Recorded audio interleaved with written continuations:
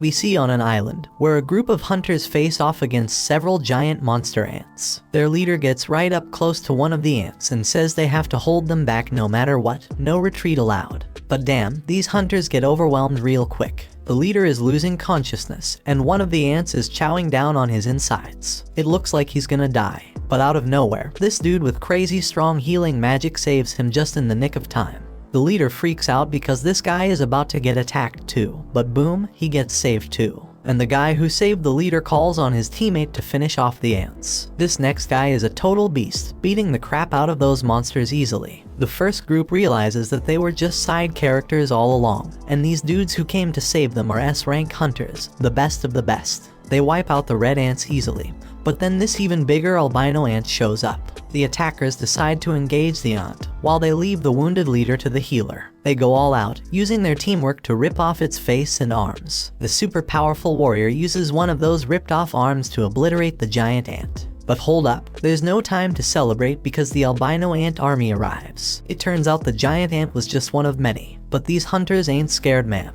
The mage guy powers up his lightning, and the brute dude goes into full-on Hulk mode, ripping his clothes apart with his massive muscles. You can see their crazy fight from the city, where this other guy named Choi is relieved they made it in time. Choi's got his hands full because the city's got a serious ant problem too. But he handles it like a boss and lights it up with some serious flames, leaving only the colorless ones. And he's got a team of exterminators to help him out. We then learn that over 10 years ago, portals that could connect to a different dimension suddenly appeared in the world. And guess what? All types of monsters come from the portal. Only folks with special powers, called hunters, can fight them off. The hunters are ranked based on their magical abilities, from S rank being the highest to E rank being the lowest. But here's the kicker, once their powers awaken, they can't get any stronger, no matter how hard they try. 3 years have gone by, and that construction site is now a dungeon raid spot. We see this dude grabbing some drink before he heads in, and one of his friends calls out to him. He's surprised to see him there since he heard that Park quit being a hunter. That was true, but then the economy smacked him in the face after his wife got pregnant a second time.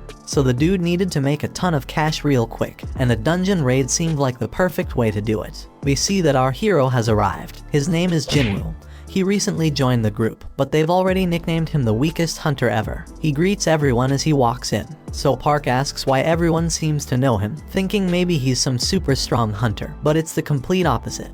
Jinwoo is known as the weakest hunter ever. He managed to get himself injured and ended up in the hospital in an E-rank dungeon. They might as well create a new rank just for him, like an F rank, because he's that weak. But here's the thing, his reputation as the weakest works in his favor. If they call him in for a dungeon raid, it means it's probably gonna be a piece of cake. Jinwoo heard every word they said about him, but he couldn't deny it because it was true. He's just that damn weak. This woman named Juhi calls him out, and it turns out Jinwoo knows her from a previous mission they did together. But forget the greetings, she's more concerned about his latest injuries, and asks him what the hell happened this time. They sit down, and Jinwoo explains the embarrassing fact that he got injured in the lowest ranking dungeon. And get this, the team didn't even have a healer with them, because they didn't think any hunter would be dumb enough to injure themselves there. But they didn't take into account Jinwoo Dumbass' existence. Juhi gets pissed on his behalf, but Jinwoo already knows it ain't their fault. It's his damn fault for being so weak in the first place. It's time to enter the dungeon, and they're all about to head in.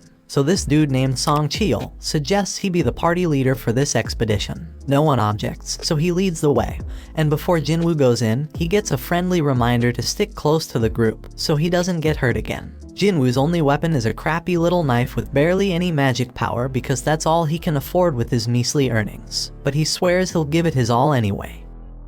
In another place, there's this president of the Hunters Association named Juhi. He just finished a meeting with the government. They warned him about something called dungeon break that they needed to avoid. However, these same people demanded that they get the goods obtained from the dungeon. The members of the association make their living by selling the stuff they find in the dungeon, so Juhi doesn't have a problem with that request. The crystals they get from defeating magical creatures are called magic gems, and they sell them for money. Now let's go back to Jinwoo. Somehow, he managed to get his hands on a magic gem. Of course, he's thrilled about finally getting one, but he quickly has to defend himself against a goblin. When Jinwoo attacks the goblin, Jinwoo's blade shatters to pieces. The goblin stabs our hero, and instead of fighting back, Jinwoo just stands there screaming. Luckily, the big guy from earlier rushes past the useless girl and saves Jinwoo. While she heals him, Jinwoo can only watch as the rest of the team does all the work. We then find out that magic gems obtained from high-ranking magical creatures can be used to make more powerful weapons to defeat even stronger creatures. Mana crystals from the dungeon can also be used as weapons, but they're not nearly as effective as the magic gems. The government wants to use these items as a new kind of energy source. It's safer, more efficient, and causes less pollution compared to other types of power. It's like the perfect green energy, and the government is desperately researching how to generate electricity from these gems and crystals. Since these items can only come from the dungeon, hunters become incredibly valuable. Meanwhile, back in the dungeon, the team celebrates their victory after defeating the dungeon boss. Jinwoo must be the weakest person ever because he took a beating and Jinwoo is still healing him. She wonders why he even became a hunter if he's always getting injured, and thinks he's gonna meet his end one day. Jinwoo apologizes, but his words don't mean much and she's just worried about him. Everyone gets their share of the spoils from the battle, but there weren't many mana crystals, so they won't make much money. Jinwoo starts to doubt himself and feels disappointed to have only gotten a measly E-rank gem. He starts questioning if it's even worth risking his life for. One guy on the team calls everyone's attention to a huge hole, and they all gather around to figure out what the heck it is. Looks like a cave, but they're in a dungeon, so it's more likely to be a double dungeon. It's rare, but they've heard of it before, and their suspicion is confirmed, because they've already taken down the dungeon boss, yet the place hasn't started closing like a regular dungeon would. It seems like there's more loot to be grabbed deeper inside. Now Song Cheol tries to be the voice of reason and suggests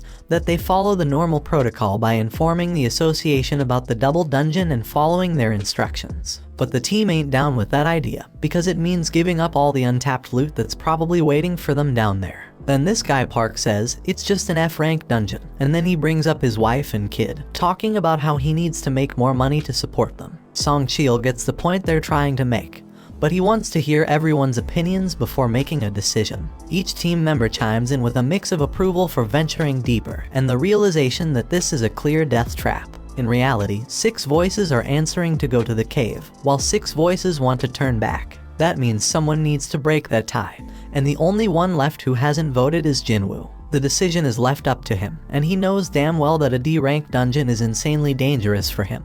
But with his father missing, he's the only one in his family who can earn any money. He's already burdened with a ton of financial responsibilities. His mom's in the hospital, and his sister needs to go to college, so he can't stay broke forever. So he decides to go into the dungeon. Elsewhere, in the lab, where people are getting tested for their magical powers. In the waiting room, the others are ready to recruit any promising new hunters. This ranked hunter Choi has told his people that regardless of age or gender, they're getting recruited. Meanwhile, some thieves snatch a purse and get ready to run over a girl who's in their way. This girl fearlessly snatches the purse back from those guys without even blinking. It's like it's just a regular day for her. This girl is Cha-hee, the famous S-rank hunter. She's a celebrity, but she can't handle all the attention. Her fans go crazy over her, and she makes a super dramatic exit. Back in the dungeon, the party has been walking for 40 minutes now, and they haven't found anything valuable yet. And the portal to a dungeon closes after an hour, so they only have another 20 minutes before they're out of time completely. Jinwoo says sorry to Joo-hee for making her come along because of his vote, but she's more pissed about how he doesn't worry more about his own life. If he had been stabbed just a bit higher, he'd be dead. And on top of that, she had a hard time healing his hands and feet. She keeps scolding him, and he realizes that it's only because of the B-rank healer that he can survive. Jinwoo feels sorry, so she suggests that buying her a meal would be a good apology. Our boy is taken aback by her forwardness, but before they can continue their discussion, the team discovers the boss's room. It's unusual to find such massive doors, so something feels off. Kim refuses to leave empty-handed and is determined to enter, with the others joining him. Meanwhile, in the city, a group of hunters are going through an orientation where they watch a video of Gunhee. He explains that the dungeon portal has been around for over 10 years, and there are still many mysteries within. Being a hunter is dangerous, even for the most experienced ones, so they must always be cautious during a raid mission. They can't afford to be arrogant, and the main key to survival is extreme caution. However, this group in the dungeon seems to have completely forgotten those words and is entering a mysterious, dangerous, and unexplored room. These guys act very naturally, as if they're on some amusement park ride, as they've never seen a dungeon like this before. The statues look ancient, and at least 100 years old. Jinwoo is fixated on the biggest one, and Joohee starts feeling uneasy due to the eerie silence. Everyone wonders where the boss is, and Song Chil stares at something that looks like a magic circle on the floor. His attention is drawn to a tablet with ancient writings, containing commandments about worshipping some god. But Song is more concerned about something else. Joohee is certain she saw the giant statue's eyes move as if it was looking right at them. Jinwoo thinks she's just losing her mind, but everyone is shocked when the door suddenly slams shut. One dude on the team, who didn't even want to come in the first place, realizes something's off and tries to bail. But out of nowhere, one of the statues slices off half his body in an instant. Everyone loses their minds, because not only did someone just die, they got taken out so damn fast that nobody stands a chance against that power. Our boy turns his gaze back to the main statue, hoping that it doesn't move as well, but to his horror, it looks back at him. We take a peek into Jinwoo's past. The dude's been through some serious life or death situations. In his first mission, he got separated from his crew and attacked. Another time, he damn near starved to death while trapped in a maze. He's even been injured by some weak magic beast and ended up in the hospital for weeks. Even the lowest ranked, crappiest dungeons pose a real threat to this guy. Most hunters collect gems and sell them to buy better weapons, which they use to take down tougher beasts and earn bigger rewards. But not Jinwoo. He's stuck with a cheap little knife, and if that thing ever breaks during a fight, he's left fighting barehanded. His clothes are all raggedy with holes in them. He constantly gets mocked by others. He is stuck in this dangerous job that barely pays the bills. His only way to survive is by finding clever tricks and studying every little detail around him. Fast forward to the present, Jinwoo senses the danger oozing out of the giant statue, but he can't warn the others in time. That giant shoots out a massive beam from its eyes, causing chaos and destruction. The team is freaked out, unable to wrap their heads around what's going on. Joohee's trembling in fear, and his buddy Jinwoo is wondering how the hell things ended up like this. They're trapped with no way out, and even if Jinwoo gets lucky this time, he knows deep down he's gonna end up dead sooner or later. But our boy wished to catch the One Piece episode before he died. Song Chil tells everyone to stay put because the statue will strike again if they move. Jinwoo is too terrified to move, and Song thanks Jinwoo for his earlier warning, when he shouts for everyone to get down because he saved them all. Song is a seriously tough dude, and Jinwoo is shocked to see that he's missing an arm. Jinwoo needs to stop the bleeding for him because Joohee is freaking out and can't handle the pressure. She's a B-rank healer, but her fearfulness limits her to easy raids only. Song has been on plenty of B-rank raids himself, so he can tell that this statue isn't a rank, or maybe even an S-rank. The tablet had some stuff written about praising God or facing consequences, so Jinwoo figures that this statue must be the god it was talking about. We then find out that 10 years ago, these gates started appearing all over the place, and brought about all sorts of supernatural stuff. One result of this is people awakening special powers called hunters. Their job is to take down monsters in the dungeons, and once a hunter's power awakens, it stays the same. At school, Jinwoo's sister tells some girl about how her brother always ends up getting hurt. This girl can't believe that Jinwoo is a hunter and says she'd be a better hunter than him. Back in the dungeon, Song wants to come up with a plan to escape, but this one man gets impatient. He just signed up with some famous guild and doesn't want to die now. This guy is confident that his insane speed will get him out of there. He does have some crazy speed as he takes off running, but the statue disintegrates him, leaving only his fast feet behind. That makes it clear that this statue could wipe them all out in a heartbeat if it wanted to, and it could do it easily. So why doesn't it? Jinwoo realizes it must have something to do with the first command, which is to worship God. Jinwoo gets up, having come up with an idea, and gets a determined look on his face. Song is worried, but amazed to see that Jinwoo hasn't given up on surviving this mess, judging by the fire in his eyes. Jinwoo locks eyes with the statue and manages to prevent it from attacking at the very last moment. Our boy figures something out and tells everyone to bow down. Jinwoo thinks that if they show some respect to God by keeping their heads low, these freaky statues won't attack. Now everyone else is too damn clueless to come up with a better plan, so they all start bowing down to the statue, scared as hell, hoping this will save their sorry asses. But things get terrifying when the statue makes a terrifying face, moving mutton chop despite all the advice, and gets all pumped up because the statue ain't attacking anymore. And guess what? Everyone follows his dumb lead. But our boy he's say there's more to this crap. Right then, the statue makes a crazy move and stands the hell up. Now the supposed leader turns to Jinwoo, hoping he's got a plan. But damn, our boy doesn't, but for the fact that they can't break the commandments set by the tablet. The second commandment says they gotta praise God, so this brave dude with long hair steps up and starts praying to the damn thing. Everyone thinks it's working as the monster slows down, but Jinwoo knows better and reveals that the dude's words don't apply to this god. But boom, the statue stomps the poor guy, and everyone loses their minds. It's straight up chaos. Some random girl gets crushed, and everyone decides it's best to scatter. Park's thinking about his family, and how he can't leave them fatherless, but he makes the wrong move and gets sliced up by another statue. Meanwhile, Jinwoo's hauling ass with Juhi, racking his brain for a way to praise this messed up god. I mean, this monster's practically the devil, so how the hell do you come up with something to praise about it? But our hero knows he can't just ditch Juhi because everyone around them is dropping like flies. Jinwoo's freaking out, searching for any damn clue. He's checking out everything these statues are holding. Then he gets an idea and tells everyone to head to the statues that are holding instruments. So everyone follows his lead, and it becomes clear that these statues don't attack. Instead, they start playing their damn instruments. But when our boy gets to his statue, it's not playing any music, so he figures it doesn't work with two people.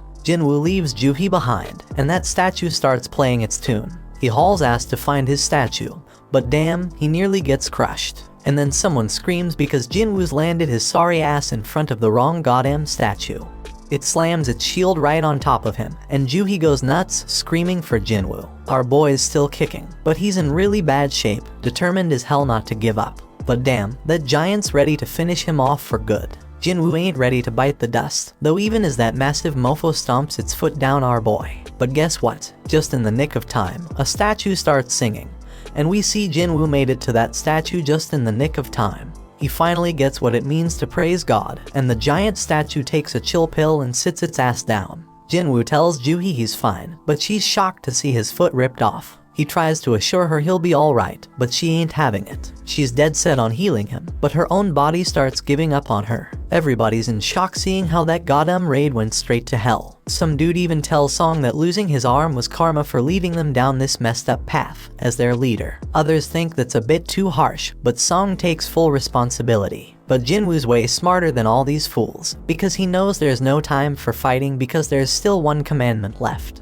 Right then and there, the giant raises an altar smack in the middle of the room. Jinwoo knows them well from the legends, where they're used for offering treasure and sacrifices to the gods. The third commandment was all about proving your faith in God. Kim figures the sacrifice gotta be someone's life, and he couldn't think of a better candidate than their leader. They've all seen their teammates die, and Song's the one to blame. So Song steps up to that altar, but Jinwoo points out it ain't all his fault, since they all voted to come down there. Then fire pops up as Song approaches the altar, and he asks Jinwoo if there's something else he gotta do. Our boy, being the smartest and bravest of them all, asks the others to help him get to the altar so he can check it out. Jinwoo ain't thinking nothing bad's gonna happen to them, so they get him there, and what do they find? And they find that more flames appear. Song keeps pressing Jinwoo for answers, but he ain't come up with any yet. Song explains the gate's been open for a whole damn week, so the statues are about to start moving again before anyone comes to rescue them. Jinwoo remembers how it takes a full 7 days for a gate to open wide open, and that's called the dungeon break. When that happens, their beasts can cross over to our side. The main goal of these raids is to defeat the dungeon boss and shut the gate down before that time's up. So if they can't beat this boss right now, that damn giant's gonna come barging into our world, and that shit's straight up terrifying. Back in their world, Jinna goes to see Jinwoo's mom, and they start chatting. But damn, their mom is in really bad shape. In the dungeon, Jinwoo tells the scaredy cats of the group to come over to the altar. He predicts that they need a flame for each person. Once they do it, more flames pop up, and the damn door opens wide. They're all freaking out, thinking it might be a trap. And to their surprise, the other statues start moving towards them. Everyone is panicking, but Jinwoo keeps his cool and starts analyzing the situation. This freaking genius is something else. He tells everyone to keep their eyes on the statues because they won't move if we're watching them.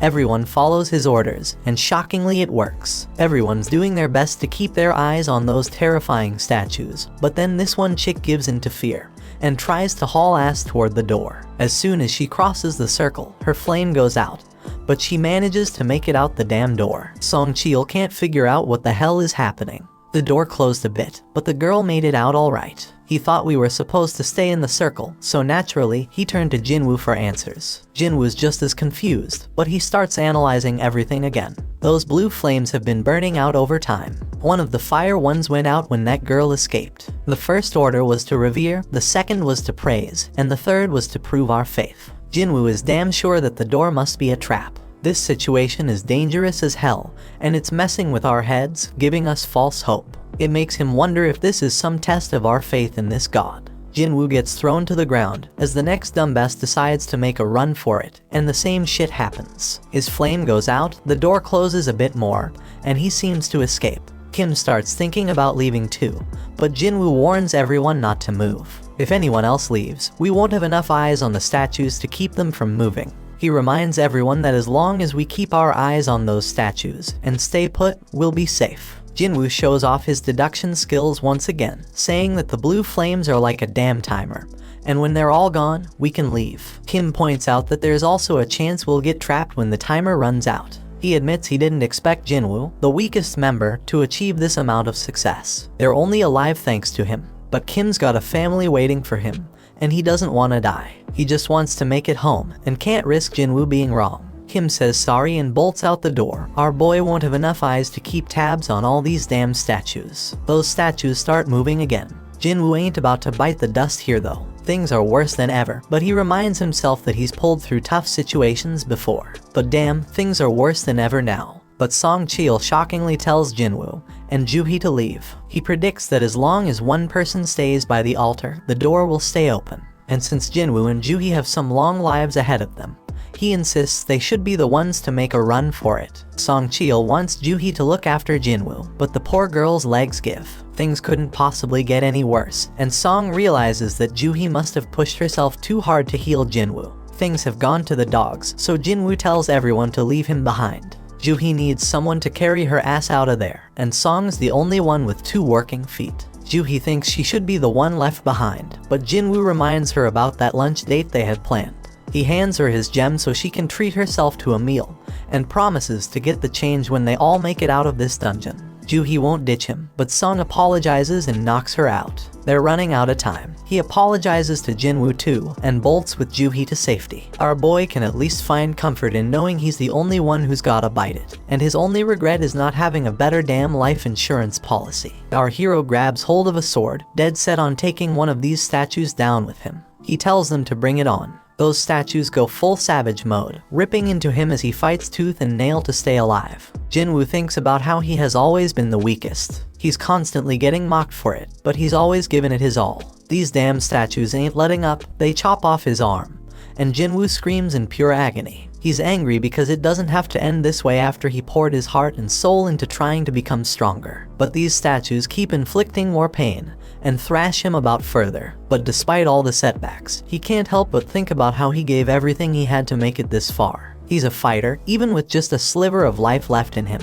He's got this burning desire to let out a scream of pure anger, but he can't even do that as he is stabbed through the chest. Jinwoo's on the brink of death, but you can feel the rage coursing through his veins. He starts reflecting on how the first few people who ran away were just weaklings. They claimed they couldn't handle it anymore, but deep down, they were just selfish. Those fools were only looking out for themselves, and it's always the most selfish jerks who end up benefiting the most. That thought fuels Jinwoo's rage even further. He's got a family too. All he wants is to make it back home alive, just like those lucky ones before him. The pain is unbearable, and he starts wondering if it's a good thing that he's the only one who has to die. In his battered state, Jinwoo's mind starts wandering, and he realizes what a hypocrite he's been. He's struggling to catch his breath, desperately clinging to life. He doesn't want to die, but the final attack comes crashing down on him, and our boy wishes he could have one more shot. And just when it seems like it's all over, the final blue flame goes out, and this mysterious notification pops up out of nowhere. It turns out he's completed some secret quest called Courage of the Weak. It's offering him the opportunity to become a player. The catch is if he doesn't accept, the player's heart will stop in a fraction of a second, so no choice, and he hits that yes damn button. Right at that moment, Jinwoo wakes up in the damn hospital, and he's straight up shocked to find out that he's still got his damn arm. He remembers getting dismembered and all, but here he is, with his leg intact too. No sign of getting stabbed in the chest either, so he starts thinking, was that all just a crazy dream? And just when he's pondering this, some dude named Woo rolls up and introduces himself as the manager of the Hunter Association surveillance team. And that purple-haired dude, yeah, his name's Kang, but they ain't saying why they are there. They do reveal that Jinwoo was unconscious for 3 straight days. And get this, Joohee and Song ain't dead either. Song lost his arm though, so he might have to peace out as a hunter. Joohee's all sorts of messed up mentally, so she's getting psychiatric care. But it doesn't look too good, bro, so she's probably not gonna continue as a hunter. Only 6 peeps made it out alive from that crazy double dungeon they stumbled upon. Being a hunter is always a risky business, but what went down that day was a real tragedy. And here's the real mind-boggler, when another guild showed up later after being alerted by the survivors, and they found just Jinwoo. No signs of the temple or their statues. The survivors all told the same wild-ass story, which is hella hard to believe. Everyone's stories match up perfectly, so nobody's suspecting them. It's a crazy situation. And now, Woo's got this theory. He looks at Jinwoo and asks if he has a second awakening. Woo explains that a hunter's power is determined when they awaken it, and it doesn't change after that. But on some crazy rare occasions, a hunter can go through a second awakening. This mind-blowing event can push them past their previous limits, even to the ORS rank. Jinwoo gets all pumped up, thinking about this, and Woo brings out this meter thing to test Jinwoo's power. Woo figures that if they really went up against an instant-level magic beast as the survivors said, a low-level hunter wouldn't stand a chance. And since there ain't a single monster trace left behind, the most likely explanation is Jinwoo's second awakening. Jinwoo's hyped as hell to hear the results of his mana test. But damn, the results ain't looking good. Woo admits they messed up, and they leave. Turns out Jinwoo only scores a lousy 10 on the test. Even E-rankers usually get at least 70. A score of 10 puts Jinwoo in civilian territory. And to top it off, the dungeon just vanished, so they can't even investigate how Jinwoo pulled off survival. Jinwoo's bummed out by the whole damn thing, but he can't help but wonder why those guys didn't ask about the freaking thing floating in the air. He's freaking out, wondering if he's the only one who can see this, and then he realizes it's like a touch screen or something. Jinwoo remembers getting a message about becoming a player, but his sister interrupts his thoughts. She's all worried about him, so he apologizes and asks if she can see the panel. She can't see it, so he asks if she knows how opening messages in games usually work. Jinna thinks he's gone nuts, but our boy reminds her she used to be a gamer. She gives him the obvious answer, saying he just needs to check his inbox. Right then, a notification pops up saying Jinwoo has a daily quest, which is all about strength training. After Jinna leaves, our hero opens up a ton of these panels. They explain that the system is there to help the player get better, and if he doesn't follow it, there's gonna be consequences. They've also sent him some rewards, but Jinwoo has no clue what any of it means. Jinwoo accepts his daily quest, which sets out a bunch of goals like push-ups, sit-ups, squats, and running. But if he fails to complete the quest, he's gonna get penalized. Jinwoo starts wondering if this whole thing's a joke since he's stuck in the hospital and ain't got no energy for any of that crap. Outside, Woo tells the chairman that Jinwoo didn't have a second awakening. The whole incident's still a mystery, so they gonna mark it as a special case and look into it more. Meanwhile, Mr. Choi tells Cha-hee that she gonna be part of a B-rank raid as an instructor. This raid's gonna test and train the recruits, and he can't think of a better instructor than her. Cha-hee doubts her teaching skills, but Mr. Choi tells her to just fight like she always does, and everyone gonna learn from watching her. He goes on to explain that the Hunter Guild is one of the top 5 guilds in the country, but they ain't nothing special on the international stage. Hunters can't level up on their own, but they can improve their collective combat skills. Somewhere else, another gate opens up, and the observers are all like, damn, when are the hunters gonna show up? At the freaking hospital, Jinwoo falls asleep as the clock reaches midnight. Then a damn notification pops up, saying he didn't finish his quest, and suddenly the ground starts shaking like crazy. Jinwoo is frigging terrified when he finds himself in the middle of a damn desert, and to make things worse, there's this giant creepy caterpillar monster right in front of him. But suddenly another notification pops up, saying he's got a penalty quest, and he's gotta survive for 4 freaking hours. Back at the hospital, the nurses are all like, where the hell is Jinwoo? Because he's nowhere to be found. Little do they know our hero is stuck in some other dimension, running for his damn life. The giant caterpillar thing is closing in on him, and he's like, oh shit, because there's more than one of them. And if that ain't bad enough, Jinwoo still has 2 hours to get his ass back to the hospital. The nurses keep searching for him, they are all worried. Meanwhile, poor Jinwoo is running his ass off, knowing he's running out of time. The caterpillars are getting closer and closer, but just as the clock hits the deadline, Jinwoo finds himself back at the hospital. The notification confirms that he completed the penalty quest, but Jinwoo is so drained that he ends up puking and passing out. He gets another reward, but he's out cold and has no idea. Later on, Jinwoo tells his sister that he's healing up nicely and might be able to go home soon. So he gets dressed in his fancy tracksuit and heads outside. Over in another place, Juhi gets a request to join a raid, because some D-rank gate has shown up. The other guilds are busy, and Juhi can't bring herself to agree to go. On the other hand, Juhi gets some good news that Jinwoo has woken up from his coma. Juhi is all nervous and shit as she goes to visit him, but the nurses are like, he's running again, just like every day since he woke up. Outside, Jinwoo is thinking about how it's been 4 days since he woke up, and he's learned a few things. First off, those pop-up windows he's been seeing are for real, not some crazy hallucinations. And when he completes his daily quest, he gets 3 types of rewards. One is full recovery, which he uses now to shake off all that exhaustion from running. Then there are ability points, which he can use to boost his skills. Currently, our boy can totally feel the difference.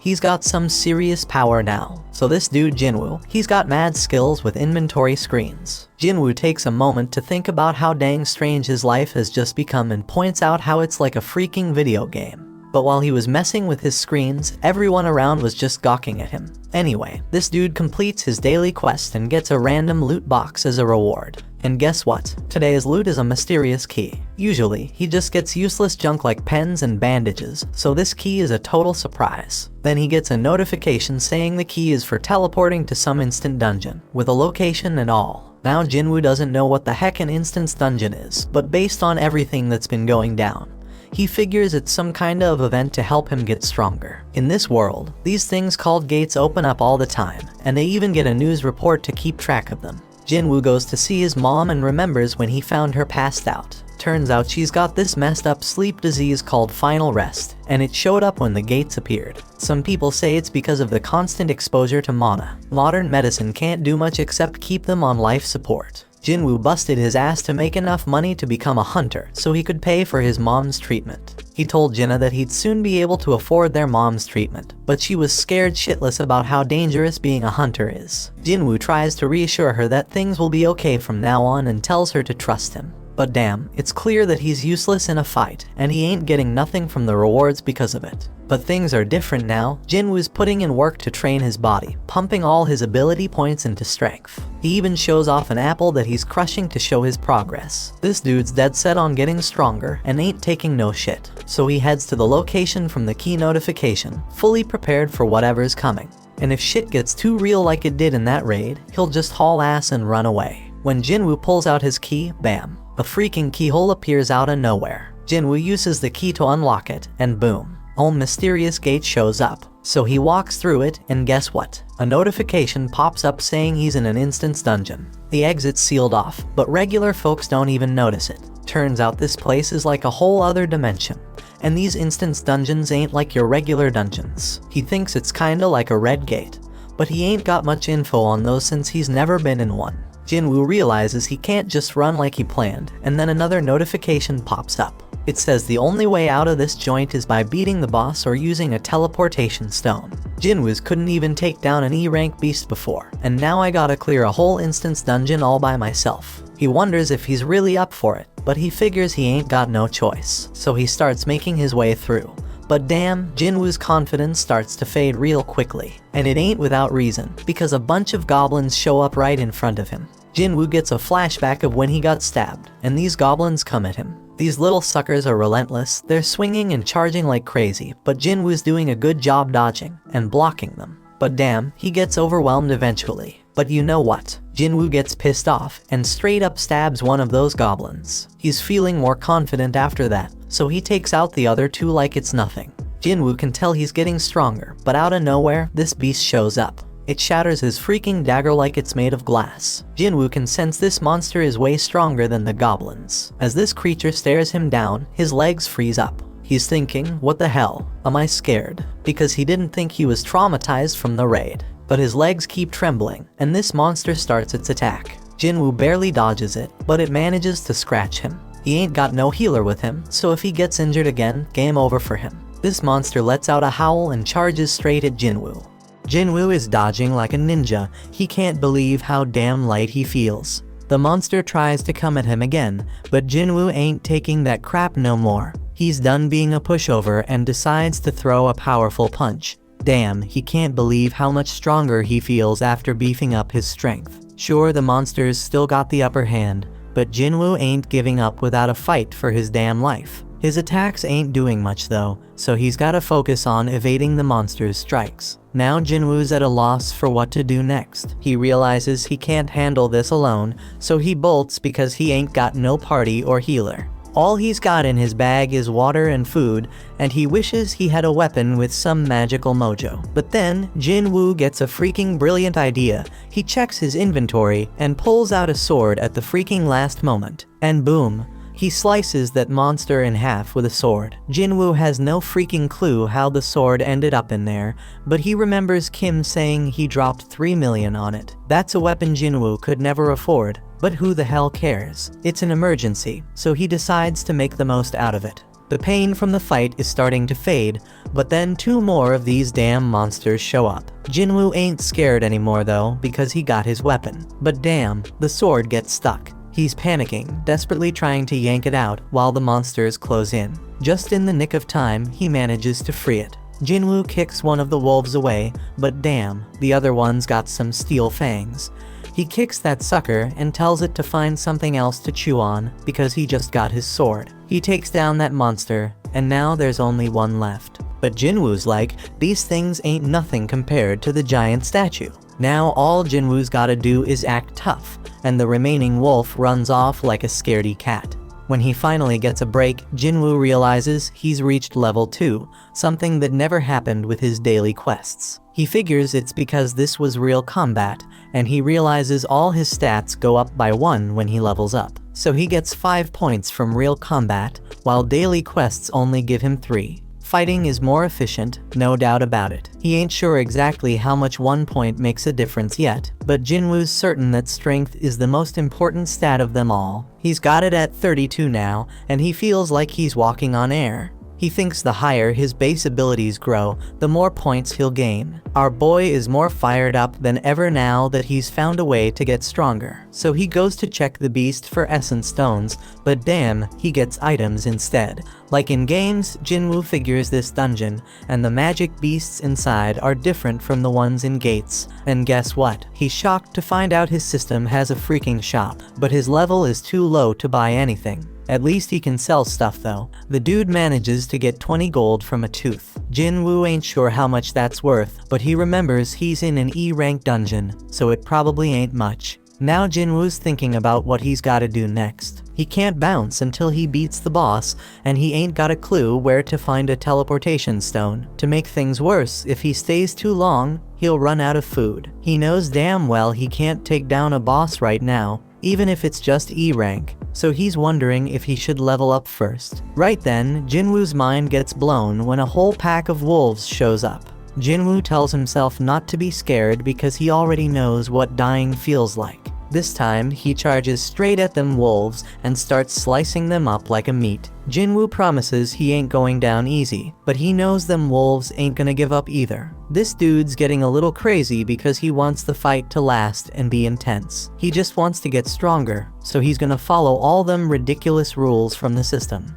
Jinwoo chops through all the monsters and notifications pop up everywhere like crazy. When he's done, he gets a final notification saying he's now the wolf assassin. Outside, some folks walk by a portal, and they wish the damn city would do something about it already. Inside the dungeon, Jinwoo's dead tired, and he realizes his sword's about to give out. Just then, he gets a notification explaining the perks of being a wolf assassin.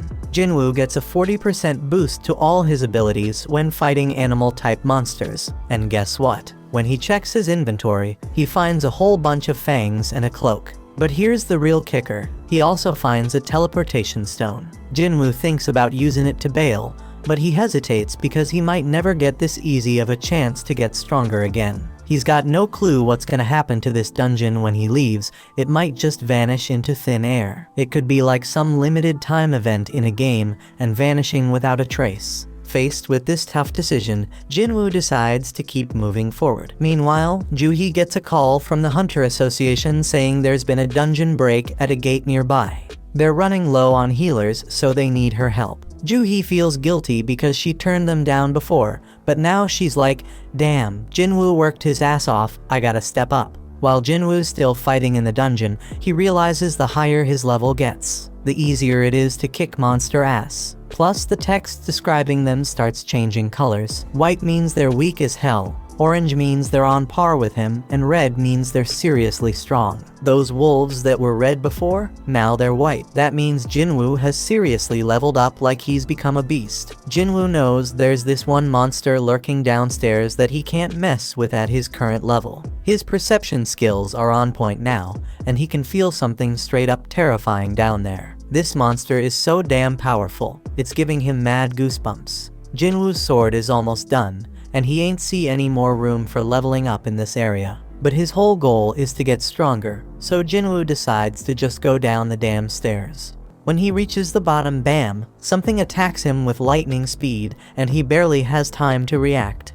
Jinwoo's sword snaps in half, and this massive serpent pops up in front of him. Damn, Jinwoo's mind is blown, because even with all his leveling up, this beast's name is still orange to him, which means it's insanely tough. It's crystal clear that this snake is the boss, and there's no way his sword can pierce its thick scales. He knows for sure that fighting without a weapon would be a death sentence, so when the snake strikes, Jinwoo goes all out with his sword. This colossal snake knows how to pack a punch, so Jinwoo needs to figure out a way to get around its defenses. But damn, this thing's armor is hella tough, so all Jinwoo can do is run for his life. The snake whips its tail like a straight-up badass, and Jinwoo knows he's screwed if he gets hit. He does his best to block it, but he takes some serious damage. This creature doesn't quit.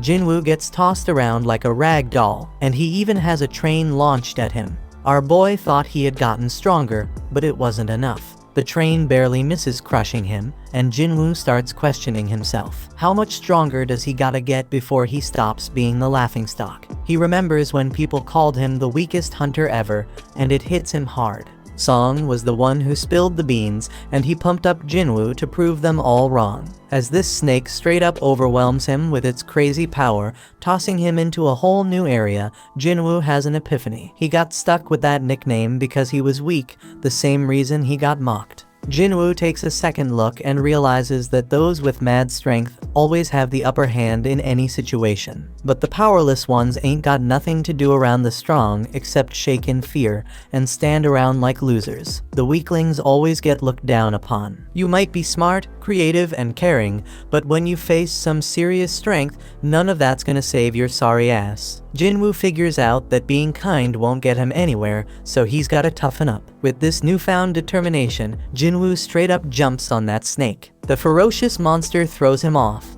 but Jinwoo swears to himself that he'll get stronger, and suddenly his body starts glowing. Jinwoo dodges the snake again like a boss and strikes it with his sword, but he's even more determined now. He compares what he's feeling right now to the terror he felt during that raid, and declares that this is gonna be way easier than that day. Jinwoo pulls off this sick move, using his sword to ride the snake again, but then he tosses it aside all shaky, and grabs that beast with his bare hands. Jinwoo admits that he's been laser focused on boosting his strength ever since he got that leveling system. So he decides to rely on that now and starts crushing the snake's tough scales. The snake's trying to shake him off, but it's too damn late because Jinwoo knows he can kill that sucker. Jinwoo straight up demands the snake to die, using his crazy physical strength to defeat it. Then boom, he gets a notification saying he leveled up multiple times, and our hero bursts out laughing. He's like, damn, I really got stronger. We see the aftermath of this epic battle. Another notification explains that he just kicked the Swamp King's ass. He gets this badass dagger made from the serpent's fangs that's twice as powerful as Kim's sword.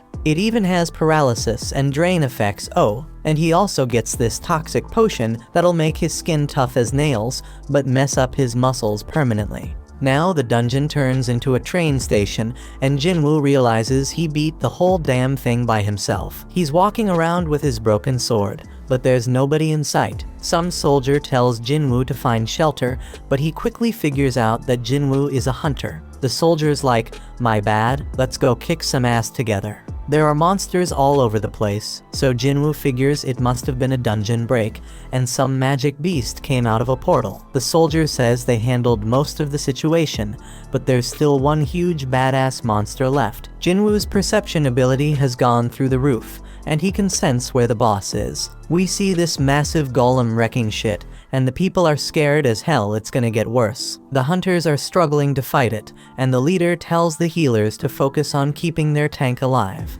The healers are all like, "We're doing our damn job," and the tank wonders what the damage dealers are even doing. The damage dealers are giving it their all, but the golem's defense is insane. And to make matters worse, they don't have enough hunters who can use magic. Jinwoo expertly analyzes the situation and realizes that this group of hunters was put together in a hurry. No wonder they ain't working together. He uses his perception again and sees their ranks. 2 A ranks and 2 D ranks. One of those D ranks is a tank, which explains why they can't take down the golem. This battle's been going on for a hot minute, and then he checks out the healers and is shocked to see that Juhee is one of them. Juhee gets told by one of the hunters to pitch in and help. She reminds her that she's supposed to be a B rank healer, but then she snaps out of her fear and casts a spell. And the hunter's like, "Stay focused, girl." But poor Juhee can't shake off those creepy memories of the giant statue, so she loses her concentration again. Jinwoo notices she's still freaked out, but he doesn't blame her, because he's feeling the same way. Then it hits him that things have actually changed. This golem is a weak-ass D rank boss, way weaker than the one he just fought. The hunters start freaking out because they're losing the battle real quick, and they realize they ain't got a chance without a higher ranked hunter. That's when Jinwoo gears up for an attack and figures out that they can take down the golem if they can just break through its defenses. Jinwoo plans to lend them a hand by using an attack strong enough to pierce through the stone. Jinwoo hurls his busted sword with so much force that it straight up shatters the golem's shield, and the hunters start wailing at it. They barely lay a finger on it and manage to bring it down. They can't believe they actually did it, but the tank guy ain't convinced. He's all like, "None of our attacks were doing squat before. What the hell broke that thing's defense?" He's dead certain it wasn't any of them because they couldn't even scratch the damn thing. Then he spots the sword lying nearby and puts 2 and 2 together. He realized that this sword was the reason, but couldn't believe it. I mean, this was a boss-level golem that even 10 hunters couldn't touch, and now it's taken down by some old beat-up sword. He asks if anyone saw who threw the sword. The soldier explains that it was the fisherman they brought with him. But here's the kicker: the hunter's gone missing, and the tank stares in utter disbelief. This person had some next-level power, and he couldn't help but wonder how high-ranked this mysterious hunter was. Jinwoo dipped out of the area to keep his power on the down low, and he's like, "I didn't think one attack would do that much damage." Our hero might not even realize the extent of his power, because he figures the monster must have been seriously messed up before he struck. The battle's done, and Juhee's wondering if it was Jinwoo who came through in the clutch. Some time passes, and we see the nurses at the hospital gossiping about Jinwoo's rank. They're all talking about how he looks pretty average, but damn, that dude is seriously ripped. In Jinwoo's room, our boy is grinding hard, hustling through his daily workout routine. These thirsty nurses won't shut up about him. They can't even believe how fast he's transformed. One poor nurse straight up falls for Jinwoo when she catches him post-workout, and she can't stop staring at his ripped body. Today's the day Jinwoo bounces out of the hospital, so this desperate nurse asks for his digit. But Jinwoo ain't all there yet, still stuck on the fact that he thinks she just wants to send him test results after he's released. On the news, we catch up with Beak, that S-rank hunter who took down the giant ants. He's one of only 7 S-rank hunters in the country and gives us a glimpse into the life of a top hunter. He breaks it down, saying he's gotta train like a beast every day when he ain't raiding dungeons. Even the smallest mistake could lead to his buddies getting hurt, so he gotta stay sharp, no doubt. Gina notices that Jinwoo is now seriously ripped and has even grown taller. Jinwoo reminds his scatterbrained sister to grab an umbrella for school and sees her off. When he's alone, Jinwoo figures he can hit his run later and wonders if these fresh gains are because of his boosted stats. He figures if he keeps this pace up, he could become a massive bodybuilder. Jinwoo starts thinking about where to allocate the new stats he just got. Dude's sitting at level 18 now. He's now level 18. He knows that strength increases his damage, but he also knows it's pointless if he can't land a hit. Besides vitality, perception, and agility, he also got this intellect stat. He figures it's gotta be something to do with magic, but he ain't sure if he needs that. Jinwoo makes up his mind and dumps all his points into strength and perception. Right then, Jinwoo gets a call from his landlord, who's reminding him that he hasn't paid last month's rent. Lucky for our hero, he's gotten way stronger, and taking down goblins is a piece of cake now. That means making cash is easier, but there's one issue. To rake in the big bucks, he gotta tackle higher level gates, but ain't nobody letting an